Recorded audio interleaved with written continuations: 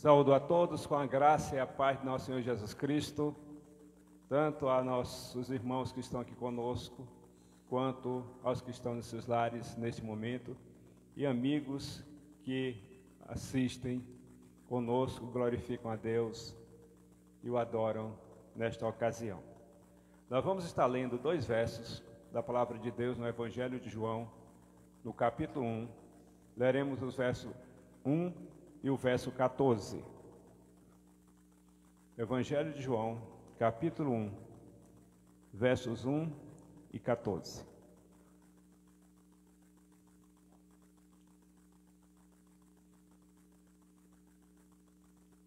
Verso 1.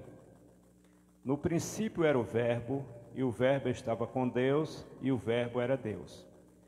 O verso 14 diz assim: E o Verbo se fez carne, e habitou entre nós, cheio de graça e de verdade. E vimos a sua glória, como do unigênito do Pai. Que o Senhor se digne aplicar esta palavra aos nossos corações. Bondoso Deus, santo e eterno, nós te damos graças, Senhor, por esta oportunidade, pela tua palavra, ó Deus, e pedimos, ó Deus, a tua misericórdia e a tua graça sobre as nossas vidas, que possamos, ó Deus, tirar lições preciosas para a vida de cada um de nós neste momento desta tua palavra. No nome de Jesus, nós te oramos. Quero chamar a atenção especificamente para o verso 14, em que João diz: E o Verbo se fez carne e habitou entre nós, e vimos a sua glória, como a glória do unigênito do Pai. Unigênito do Pai. Cheio de graça e de verdade. Meus irmãos, queremos nessa noite buscar responder, buscar entender o que é a glória de Deus e como fazer para ver a glória de Deus. Na introdução do Evangelho de João, como nós vimos, João começa com um texto dizendo que no princípio era o Verbo estava com Deus e o Verbo era Deus. E depois no 14 ele diz que viu a glória de Deus como a glória do unigênito do Pai.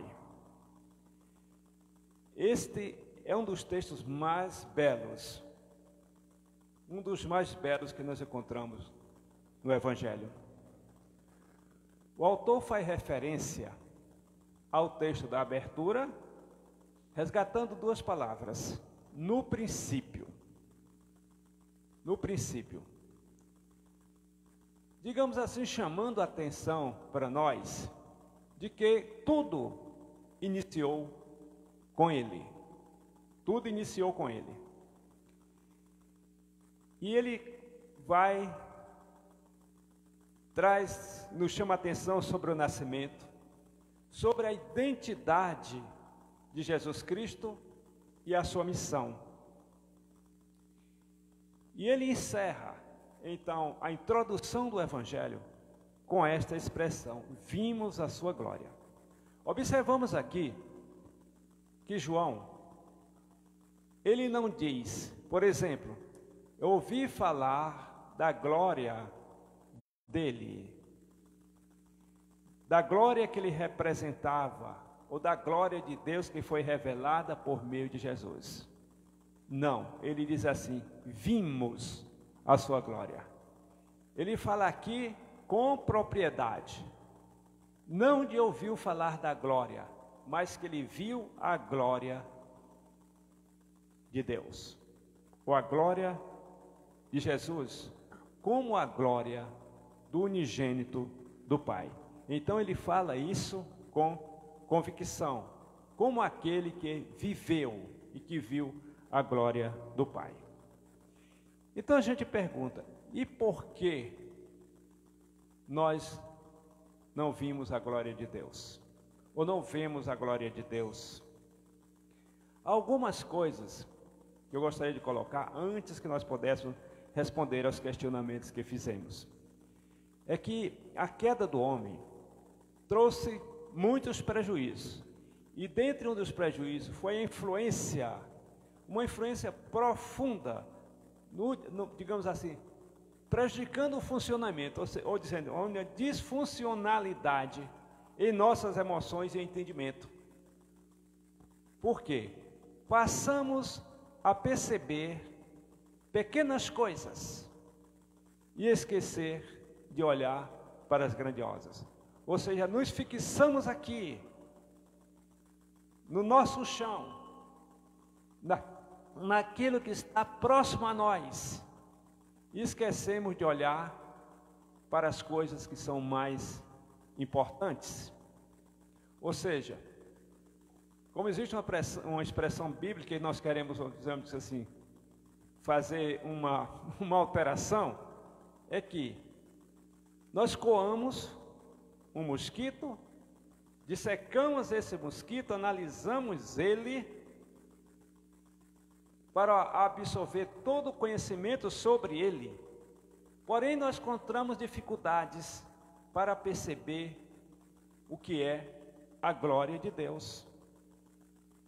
Ou seja, ir além da expressão, ir além da palavra glória, e achar outras palavras além de glória, para entendermos, compreendermos e expressarmos esta glória de Deus. Palavras como beleza, valor, excelência. Eu digo que essa dificuldade também eu tenho. Muitas vezes eu fico pensando nesse entendimento da glória de Deus, e quando eu estou orando, eu gosto de falar sobre Jesus, sobre a majestade, sobre a excelência de Deus, numa tentativa de entender esta glória de Deus. Então, como eu disse, a queda do homem trouxe esse prejuízo, essa disfuncionalidade de emoções e entendimento. Nós falamos tanto em glória, aleluia, Shekinah, porém muitas vezes não glorificamos verdadeiramente por falta de entendimento. Um outro aspecto, João viu a glória de Deus aqui na terra. João viu a glória de Deus lá no exílio na ilha de Patmos. E por que nós não vimos a glória de Deus? O que é preciso fazermos para ver a glória de Deus? Vamos ver primeiro o que foi que João viu. O que foi que João percebeu? O que foi que João viu? Ele disse que viu a glória de Deus. Mas o que foi que realmente João viu? Primeiro João, ele viu Deus em pessoa. Ele viu Deus pessoalmente, através da encarnação de Jesus Cristo, o Deus conosco, o Emanuel. Olha, diz assim, no princípio era o verbo estava com Deus, o verbo era Deus. Ele estava no princípio com Deus. E aí ele fala de Deus como Criador. E quando ele chega no 14, quero repetir novamente, ele disse, o verbo se fez carne e habitou entre nós. Ou seja, ele esteve aqui conosco. João dizia isso, nós vimos ele estava conosco o verbo que se fez carne. Ele viu Jesus repreender a tempestade. Ele estava no barco com os discípulos quando o vento se tornou forte, as ondas começaram a bater, vento forte, a tempestade ali, Jesus dormia dentro do barco. Ele viu isso, ele viu quando Jesus repreendeu a tempestade. O que foi mais que ele viu de extraordinário? Ele viu Jesus andar sobre as águas. Ele viu Pedro também andar sobre as águas. Ele viu isto. Ele viu Jesus expulsar demônios. Ele viu Jesus curar enfermos. Ele viu Jesus ressuscitar mortos. Ele viu e ouviu os seus ensinos. Ele acompanhou os passos de Jesus. Ele andou com Jesus durante muito tempo, desde a sua juventude. Ele era um dos discípulos mais novos. Ele andou com Jesus o tempo todo. Ele estava ao pé da cruz quando Jesus era crucificado, então ele viu Jesus ser crucificado na sexta-feira. Ele estava ali. Mas também ele viu o túmulo vazio no domingo, quando Cristo ressuscitou. Ele caminhou 40 dias, digamos assim, que Jesus apareceu para eles após a sua ressurreição. Ele viu Jesus ressurreto, ele esteve com Jesus ressuscitado, com o Cristo ressurreto. E ele viu também quando Jesus subiu aos céus. Ele estava ali no meio de quase 400 pessoas que foram as testemunhas naquele momento quando Cristo foi assunto aos céus. Mas não foi só isso. Ele também, quando estava no exílio, já aos 90 anos de idade, aproximadamente, exilado na ilha de Patmos, ele viu novamente a glória de Deus. Ele teve as visões que foram dadas por Jesus, onde ele escreveu o livro de Apocalipse. E aí eu volto à pergunta: por que será que nem todas as pessoas têm a experiência de João? Por que será que nem todos veem a glória de Deus hoje aqui na terra? Por que será? Por que nem todos têm a visão da glória de Deus? Por quê? Para responder essas questões, nós vamos pensar em algumas respostas possíveis. Primeiro, vamos pensar o que é a glória de Deus. O que é a glória de Deus, que tanto se fala. E muita gente escuta, glória a Deus, aleluia. O que é isso? O que é esta glória de Deus? Isaías, no capítulo 6 de Isaías, na aparição que Isaías teve, anjos apareceram para ele com a seguinte expressão: Santo, Santo, Santo é o Senhor Deus dos exércitos. Terra e céu estão cheios da sua glória. Terras e céus estão cheios da sua glória. Ele não expressou Santo, Santo, Santo. Não seria, digamos assim, lógico, mais coerente que, em lugar de ser a terra está cheia da sua glória, dizer que a terra está cheia da sua santidade, já que a expressão era Santo, Santo, Santo é o Senhor Deus dos exércitos, toda a terra está cheia da sua glória. Não era mais lógico dizer cheio da sua santidade? O que é que nós entendemos com isso? E que a glória de Deus, ela é a santidade de Deus. É a santidade de Deus colocada em evidência. É a santidade de Deus percebida. É a santidade de Deus mostrada. É a santidade de Deus em ação. Quando a santidade de Deus brilha na criação, é chamada de glória de Deus. Quando o Isaías viu a santidade de Deus ali naquele momento, é tanto que ele percebeu o seu pecado, a sua necessidade, ele expressa a sua condição, ele confessa a sua condição de pecador. Ele confessou essa condição de pecador diante de quem? Diante da visão que ele teve da santidade de Deus. E a expressão vem então essa: a glória de Deus. Diz que a glória de Deus encheu o templo. A glória de Deus encheu o templo. Então a glória de Deus é esta santidade. A santidade de Deus. Então o significado da glória de Deus é santidade de Deus. E o que é isso? Existe uma palavra fundamental no Antigo Testamento. A palavra para santo, que é a palavra kadosh. Esta palavra é a ideia de ser separado. Mas separado como? Diferente e separado de algo. Por quê? Quando a gente tem algo que é raro, é de muito mais valor.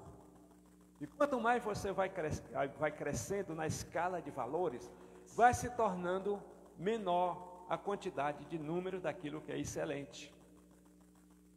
Então Deus é a excelência, a tal ponto a sua santidade, que Ele é santo por estar separado de tudo que não é Deus, porque Ele é único, não existe outro. Então aí está a santidade de Deus, de que Ele é raro, Ele é especial, Ele é único na sua grandeza, na sua majestade, na sua excelência. Então a sua santidade, essa separação, é a separação de tudo que não é Deus. Então significa que Deus é supremamente valioso. Supremamente valioso.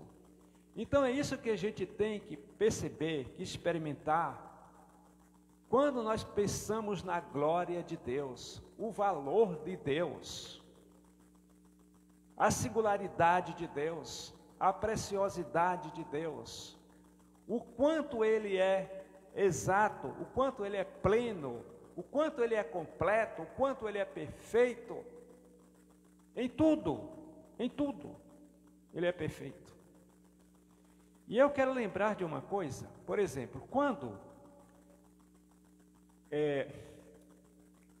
Deus disse a Moisés, quando estava faltando água, que ele dissesse à rocha, para que falasse para a rocha, para que a rocha desse água, ele foi e bateu com o cajado na rocha, e Deus o repreendeu. Repreendeu, e sabe qual foi a repreensão de Deus a ele? É que ele não entraria em Canaã. Por que foi que Deus disse a ele? Deus disse a ele o seguinte, disse, olha, você não me glorificou diante do meu povo. O que que ele fez? Ele considerou Deus como qualquer um, como alguém que promete e não cumpre, como alguém que não merece confiança, porque ele fez exatamente o contrário do que Deus havia mandado ele fazer. Deus disse, fala com a rocha, ele não falou com a rocha. Como lá no Mar Vermelho, ele tinha pegado o bastão, tinha, tocado ali nas águas, e as águas tinham se separado para a travessia do Mar Vermelho. Então ele ficou no costume, achou que era a mesma coisa, ele não ouviu a voz de Deus, o que Deus havia dito para ele, que era apenas para falar com a rocha. E por isso ele não entrou na terra prometida, porque ele desconfiou de Deus, ele não confiou em Deus. Então, meus amados, aqui tem uma lição para nós, estarmos atentos àquilo que Deus nos recomenda, àquilo que Deus nos diz, porque Ele é Deus, Ele é perfeito, Ele é santo, Ele é separado de tudo aquilo que não é Deus. E Ele zela por isto. E eu imagino mesmo um de nós, pensando ali no caso de Moisés, se nós recomendamos alguma coisa para alguém, e a pessoa vai e faz diferente daquilo que nós recomendamos, como é que nós ficamos? Nós fazemos do mesmo jeito. Diz, olha, não confiou em mim, não acreditou naquilo que eu falei. Então foi isso que aconteceu. Moisés considerou, estava tratando com Deus, como você trata com qualquer uma pessoa. Tem muita gente que relativiza Deus dessa maneira. Pelo fato de ser filho de Deus, esquece que embora sejamos filhos de Deus, nós ainda somos humanos, somos seres que estamos aqui. E que devemos compreender essa superioridade, essa exclusividade de Deus e a unicidade dele e majestade. Ele é perfeito, Ele é supremamente valioso. Então, a santidade de Deus, Ele é tão separado, está tão acima, tão distinto de tudo mais, distinto, diferente de tudo que não é Deus. E essa santidade dele mostra que Ele é autoexistente, ou seja, Ele não foi criado, Ele veio a existir por si mesmo. Ele é autossustentável, quer dizer, Ele não precisa de ninguém para sustentá-lo. Ele mesmo se autossustenta. Ele não precisa de ninguém para coisa alguma, porque Ele é autossuficiente. Então, este é Deus. A santidade de Deus, ela está dentro desta autoexistência, autossustentabilidade e autossuficiência. Portanto, é Ele infinitamente completo, pleno e é perfeito em si mesmo. Esta é a santidade de Deus. Agora voltamos a outra pergunta. Por que muitas pessoas não veem a glória de Deus? Por quê? Primeiro, porque não se dispõem a seguir a Jesus. Não se dispõem. João viu a Jesus por quê? Por que que João viu a glória de Deus? João viu a glória de Deus porque ele seguiu a Jesus. Como eu disse aqui, ele foi um dos primeiros discípulos. E provavelmente o mais jovem dentre eles. Ele esteve com Cristo todos os dias, todos os momentos. E com mais de 90 anos ele recebeu a revelação de Deus na ilha de Patmos. Então a vida toda ele conviveu, ele seguiu a Jesus. João viu a glória de Deus porque ele seguiu a Jesus. Então o mesmo pode ser dito em relação aos demais apóstolos. O mesmo pode ser dito também em relação a outras pessoas que tiveram a oportunidade e seguiram a Jesus. Mas nem todos que tiveram a oportunidade de seguir a Jesus viram a glória de Deus, porque não souberam aproveitar, de acordo com o próprio João, né? Alguns homens, algumas pessoas não quiseram seguir a Jesus, muitos abandonaram, né? Por que não quiseram seguir a Jesus? Porque amaram mais a glória dos homens do que a glória de Deus. E por isso abandonaram Jesus.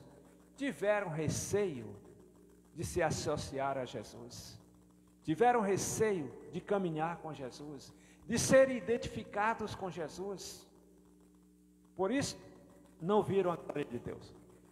Mas isso foi lá, naquela época, sim, e ainda hoje acontece. Há muitas pessoas que se recusam a seguir a Jesus. Por quê? Porque alguns têm medo de perder a sua autonomia, outros têm medo das críticas, dos deboches, de enfrentar a oposição, de enfrentar a zombaria, né?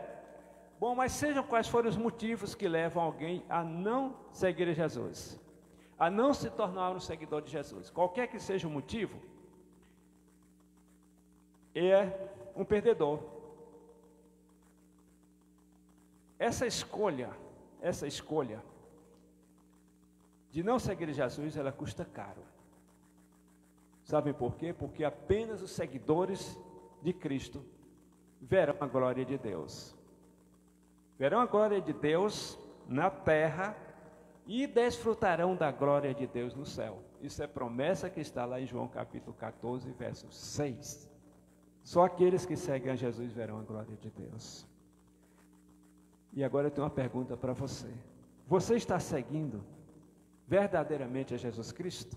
Está seguindo verdadeiramente Jesus Cristo?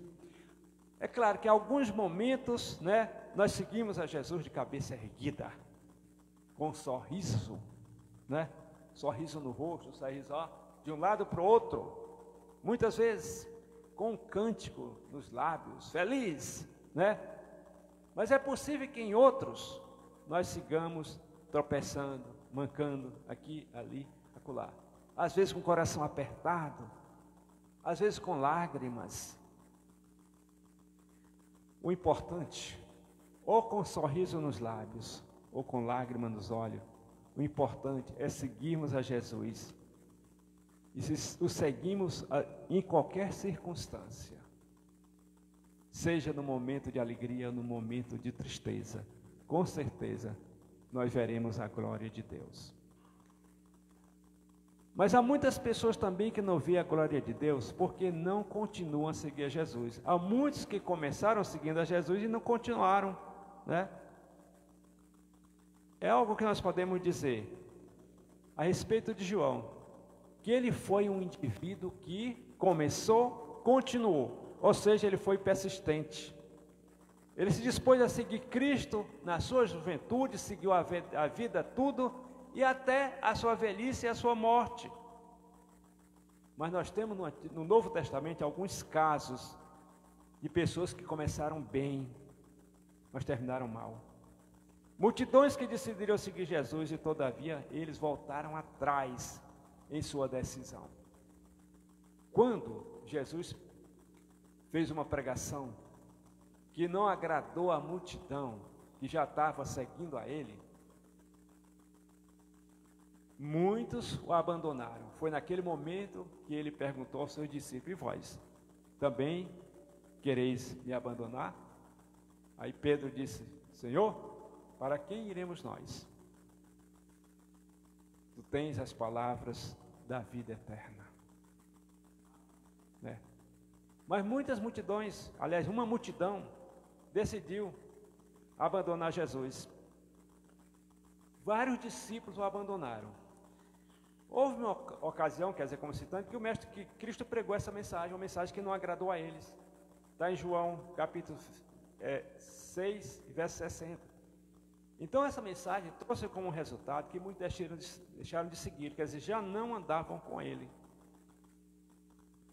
Nós sabemos qual é o nome desses discípulos. O nome desses discípulos são pseudodiscípulos. Não são discípulos verdadeiramente. Mas nós também sabemos o nome dos apóstolos que continuaram aos pés do Senhor. Quando o assunto é ver a glória de Deus, perseverança é fundamental. Porque nem sempre serão momentos de alegria, de sorriso. Existem também os sofrimentos, existem as tribulações, existem as dores. Mas nem por isso nós vamos abandonar o seguir a Jesus. Porque nós queremos também, como João, ver a glória de Deus. Muitas pessoas deixaram de presenciar milagres, vitórias em suas vidas, porque desistiram no meio do caminho. A gente pode pensar, no Brasil de hoje, qual é a maior igreja que tem no Brasil de hoje? A maior igreja, a gente pode dizer, do Brasil de hoje, é a igreja daqueles que deixaram de seguir a Jesus. É uma multidão. Pessoas que deixaram de seguir a Jesus. Pessoas que deixaram de ver a glória de Deus nas palavras do próprio Cristo. Lucas capítulo 9, verso 62, sabe o que a gente escuta lá? O que está escrito? Ninguém que lança a mão do arado e olha para trás é digno do reino de Deus. Ninguém que lança a mão do arado e olha para trás é digno de ver a glória de Deus. E a minha pergunta é: será que você em algum momento, por alguma razão, deixou de seguir a Jesus? Será que a sua fé esfriou? Será que você perdeu o primeiro amor?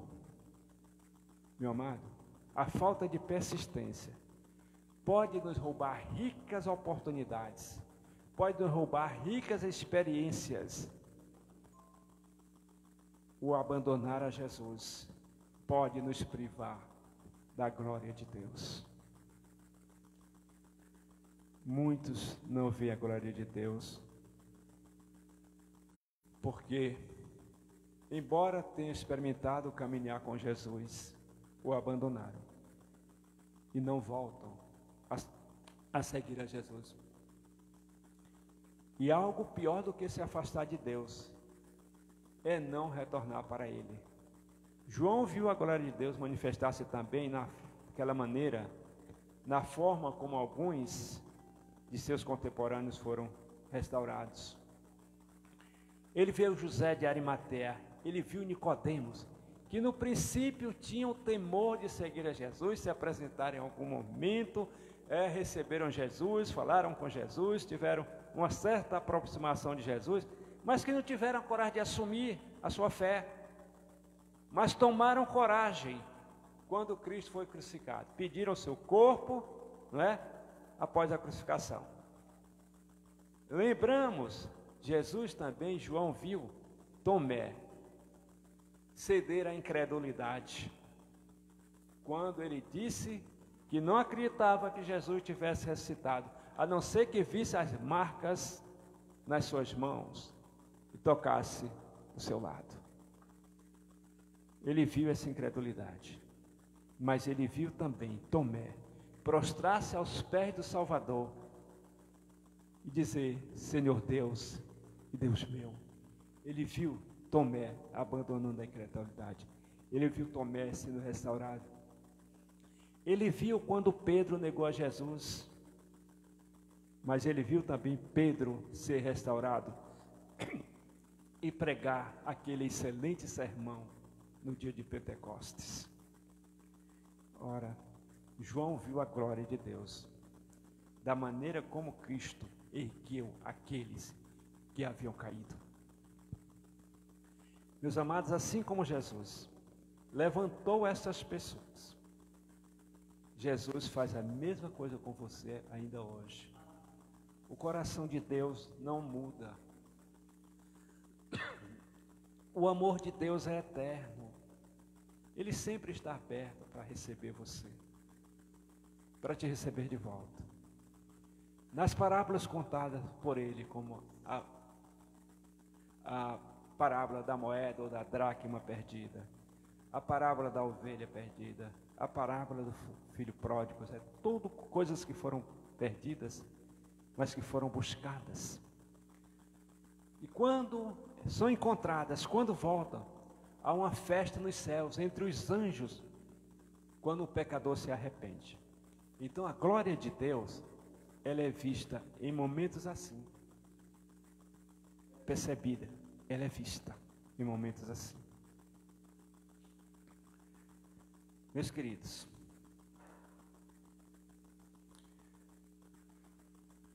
a glória de Deus continua acessível.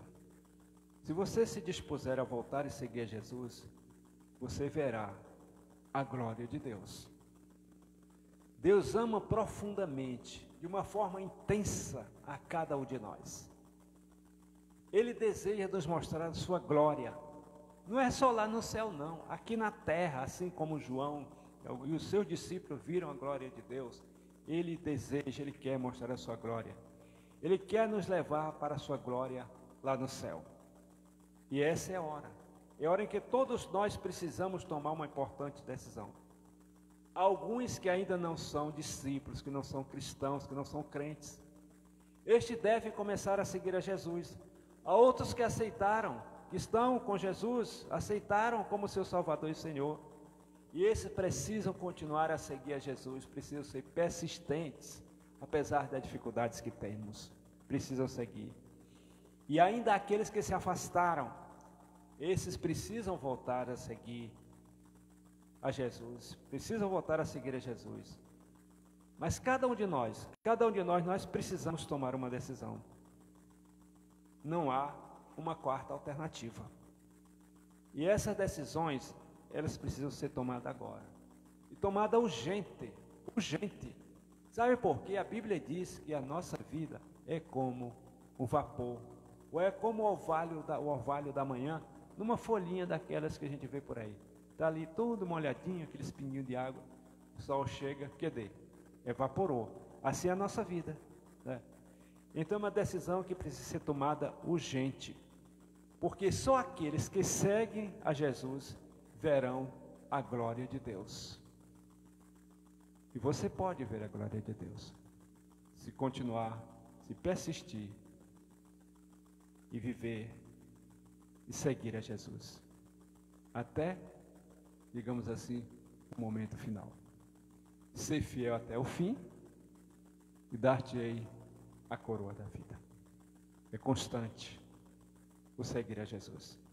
Que Ele nos abençoe e abençoe cada um de vocês. No nome de Jesus.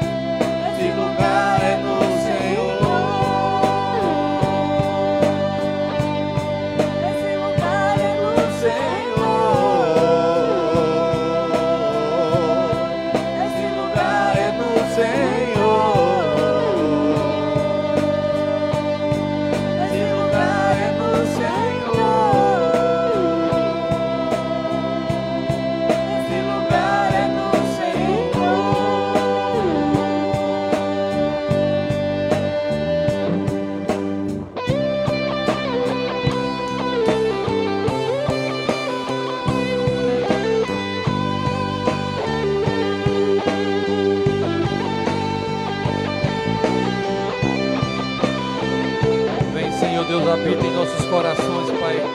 Pois os nossos corações, eles são teus, Senhor Deus. Esse lugar é teu, Senhor Deus, para honra e glória no teu nome, Pai. É tudo que eu preciso, Jesus. Tu és tudo que eu preciso, Jesus. Tu és tudo que eu preciso, Jesus. Tu és tudo que eu preciso,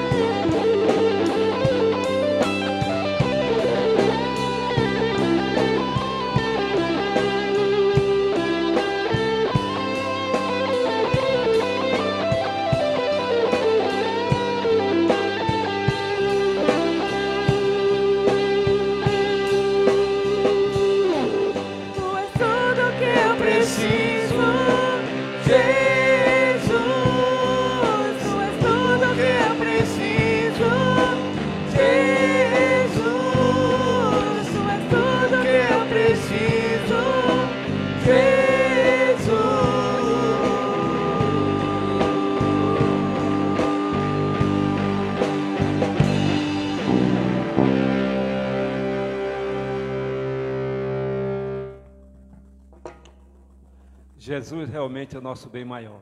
É tudo que eu preciso, é tudo que você precisa.